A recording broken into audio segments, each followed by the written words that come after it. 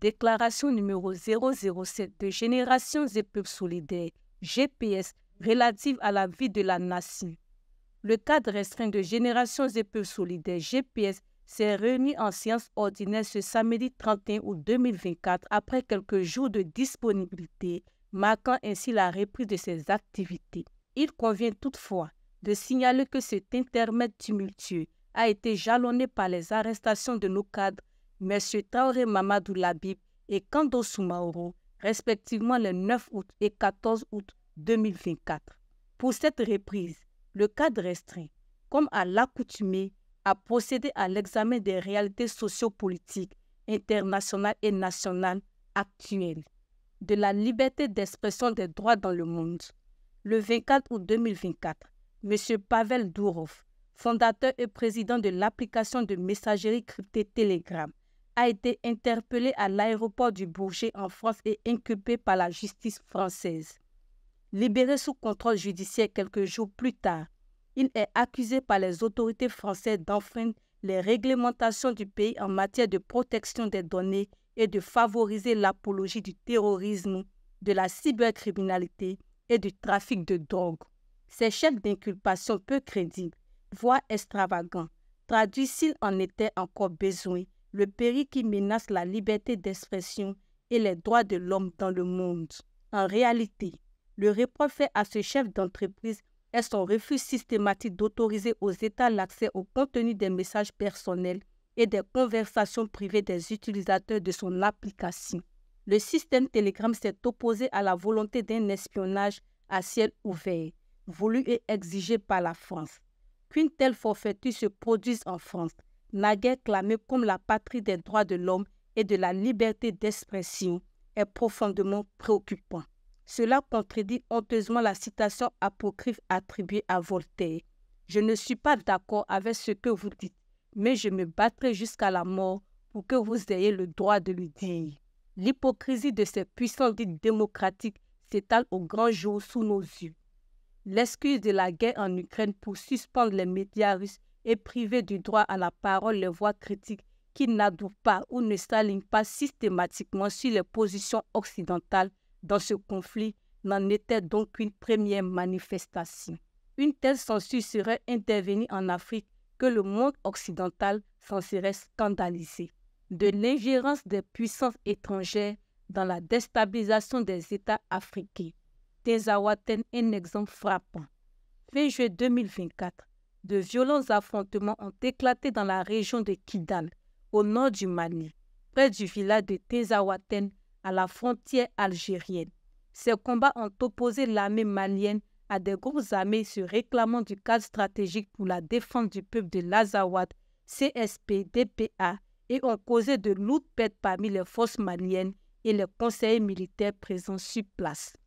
Suite à ces événements, M. Andriy Youzov, porte-parole des services de renseignement militaire ukrainien, GUR, a fait des déclarations indiquant clairement une implication de l'Ukraine dans cette attaque. Il a notamment déclaré à la télévision ukrainienne que les rebelles avaient reçu toutes les informations nécessaires pour mener une opération militaire réussie contre les auteurs russes de crimes de guerre. Dans la même foulée, l'ambassadeur d'Ukraine au Sénégal, M. Yuri Pivovarov, a publiquement exprimé sa satisfaction face aux pertes subies par l'armée malienne tout en soutenant les groupes armés terroristes. Des sources occidentales ont ensuite confirmé l'existence de contacts entre les autorités militaires ukrainiennes et les groupes armés terroristes au Mali, sans pour autant détailler la nature précise de l'assistance fournie par Kiev. En réponse, le Mali a réagi fermement en rompant ses relations diplomatiques avec l'Ukraine début août 2024, suivi quelques jours plus tard par le Niger. Le 19 août 2024, les membres de la Confédération des États du Sahel, le Mali, le Burkina Faso et le Niger ont adressé une lettre conjointe au Conseil de sécurité de l'ONU dénonçant le soutien ouvert et assumé de la République de l'Ukraine au terrorisme international, particulièrement au Sahel, et appelant l'ONU à prendre ses responsabilités pour prévenir des actes subversifs menaçant la stabilité régionale et continentale. GPS exprime sa solidarité envers le peuple malien dans cette épreuve, mais également envers tous les peuples du Sahel et réaffirme son attachement à l'intégrité territoriale du Mali.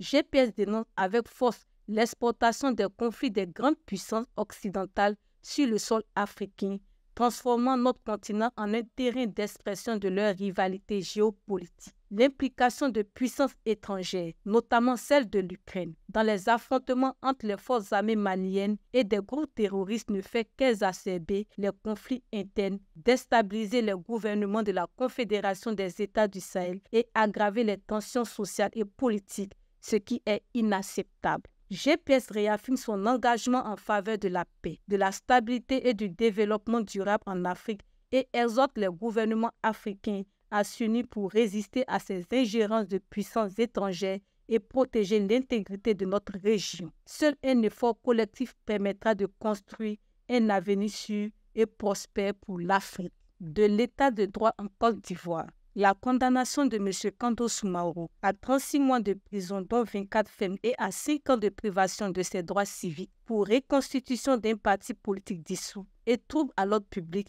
s'inscrit dans la longue liste des scandales judiciaires qui décrédibilisent notre pays et son appareil judiciaire. L'argument de la prétendue dissolution de GPS, sur laquelle le juge s'est appuyé pour condamner l'un de ses cadres, ne peut prospérer pour diverses raisons. L'incompétence juridique du juge pour dissoudre une association. Générations et Peuples solidaires, GPS, est un mouvement citoyen déclaré et reconnu comme tel par les pouvoirs publics ivoiriens. En témoignent ses statuts et son récépissé de déclaration délivré par le ministère de l'Intérieur. GPS n'est pas un parti politique, mais une organisation régie par la loi numéro 60-315 du 21 septembre 1960 relative aux associations. Il n'est donc pas sous l'empire de la loi numéro 93-668 du 9 août 1993 relative aux partis et groupements politiques. Les partis politiques et les associations citoyennes n'ont pas la même personnalité juridique et de ce fait, ils ont un traitement judiciaire différencié, notamment en ce qui concerne la procédure de dissolution. En Côte d'Ivoire, la dissolution d'une association déclarée relève exclusivement des prérogatives du président de la République ainsi que le dispose la loi numéro 60-315 du 21 septembre 1960 relative aux associations. Cette loi précise que pour qu'une association soit dissoute, 2 étapes doivent impérativement être franchies. Premièrement, un ou des cas de nullité doivent être constatés par voie judiciaire. Un juge doit relever que cette association ne fonctionne pas selon les lois en vigueur, en montrant par exemple qu'elle fait la promotion de la haine raciale, ethnique, religieuse ou de la violence. Alors là seulement, le juge peut rendre une décision qui constate la nullité de cette association. Cependant, cette décision du juge n'entraînera pas automatiquement la dissolution immédiate de l'association. Deuxièmement, elle doit être transmise au président de la République qui l'inscrit à l'ordre du jour du Conseil des ministres pour examen. Et c'est à la suite de ce Conseil des ministres qu'un décret présidentiel est pris pour prononcer la dissolution de l'association visée. Dans le cas de GPS, à ce jour, aucune décision judiciaire n'a été rendue pour constater la nullité de l'association et aucun décret présidentiel n'a été pris pour le dissoudre. Par conséquent, GPS reste légalement en existence et toute tentative par un juge de dissoudre cette association est non seulement illégale, mais aussi juridiquement nulle et non avenue. L'immixtion du judiciaire dans les attributions de l'exécutif et ses risques. La séparation des pouvoirs est un principe fondamental dans un état de droit, garantissant ainsi que les pouvoirs exécutifs, législatifs et judiciaires exercent leurs fonctions sans empiéter sur les compétences des autres. Lorsqu'un juge se permet de dissoudre une association, une prérogative réservée au président de la République, il y a une immixtion directe du judiciaire dans les attributions de l'exécutif. l'exécutif. Cette intrusion est non seulement une violation du principe de la séparation des pouvoirs, mais elle crée également un précédent dangereux pour la stabilité des institutions. Par exemple, si un juge peut s'arroger le pouvoir de dissoudre des associations en lieu et place du président de la République, il peut tout aussi bien décider de casser les décrets présidentiels, révoquer des préfets, limoger des ministres, accréditer des ambassadeurs, licencier le chef d'état-major des armées ou dissoudre des conseils d'administration d'entreprises publiques. Cela porterait gravement atteinte au bon sens de l'État. L'article 253 du Code pénal ivoirien prévoit des sanctions, dont la peine d'emprisonnement pour tout juge qui s'immisce dans les compétences de l'exécutif ou du législatif. Cette disposition protège les citoyens contre les abus d'autorité et les dérives du pouvoir judiciaire. Dans le cas de GPS, l'initiative d'un juge de tenter de le dissoudre en contournant la procédure légale représente une atteinte grave à l'ordre public, une menace directe pour l'état de droit et la stabilité des institutions. En agissant ainsi, ce juge a usurpé les pouvoirs exécutifs, ce qui équivaut à une tentative de déstabilisation institutionnelle, donc à une tentative de coup d'État, ni plus ni moins. Une telle action, en plus de saper davantage la confiance des citoyens dans le système judiciaire, favorise aussi l'instabilité politique et met en péril la paix sociale. L'attachement de GPS à l'état de droit et au respect de la loi.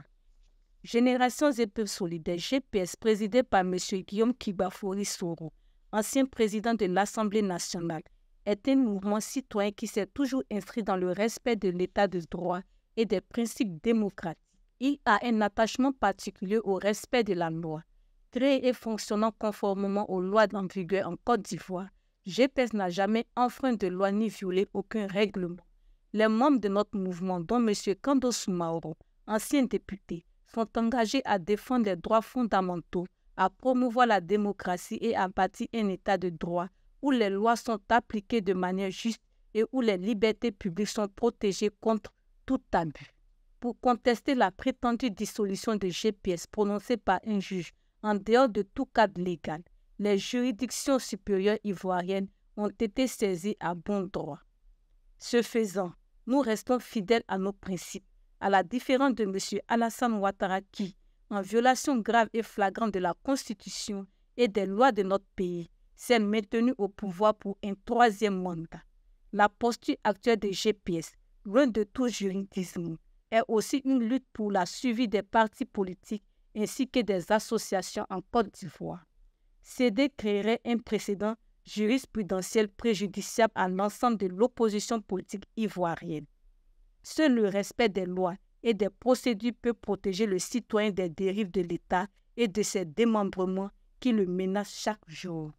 De la dégradation continue des conditions de vie des Ivoiriens, l'apparition de la maladie Mpox, variole du singe en Côte d'Ivoire. La Côte d'Ivoire enregistre aujourd'hui, selon le directeur général de la Santé, 43 cas confirmés, 17 guéris, 25 encore malades et un décès. Si le nombre total de contaminés reste circonscrit pour l'heure, GPS s'inquiète de la vulnérabilité de la population ivoirienne en raison de la non-disponibilité des vaccins en Côte d'Ivoire, mais aussi et surtout à cause du mode de transmission qui se fait, entre autres, par simple contact physique. Face à la dangerosité de cette maladie, l'appel au calme lancé par le gouvernement, bien que nécessaire pour éviter une psychose généralisée, ne saurait être la panacée pour contrer le Mpox, variole du singe, tant dans sa progression dans le corps social que dans ses manifestations sur la morbidité. Les inquiétudes de GPS se justifient par l'amère expérience que notre pays a connue lors de la crise du Covid-19. Au regard de cette expérience passée, GPS interpelle le gouvernement afin d'éviter dorénavant à la Côte d'Ivoire le spectacle désolant des populations désorientées, déboussolées et perdues dans les méandres des difficultés financières liées aux dépenses de santé. Aussi, GPS invite instamment le gouvernement à faire preuve de plus d'engagement dans la prise en compte des dépenses sociales, notamment les dépenses de santé. Le cadre restreint de GPS conseille deux pistes de solutions à cet égard au gouvernement. Se conformer ou, à tout le moins, se rapprocher de la déclaration d'Abuja de 2001 de l'Union africaine sur le financement des budgets nationaux de santé. Cette déclaration fait obligation aux États membres d'affecter au moins 15% de leur budget total au financement du secteur de la santé. Rendre la couverture maladie universelle, CMU, plus opérationnelle et plus attirante en améliorant son fonctionnement. En effet, GPS estime que c'est en disposant de structures sanitaires de qualité, conventionnées et de personnel de santé suffisamment bien formés et plus dévoués que la SAMU pourra répondre aux attentes des populations en quête de bien-être social.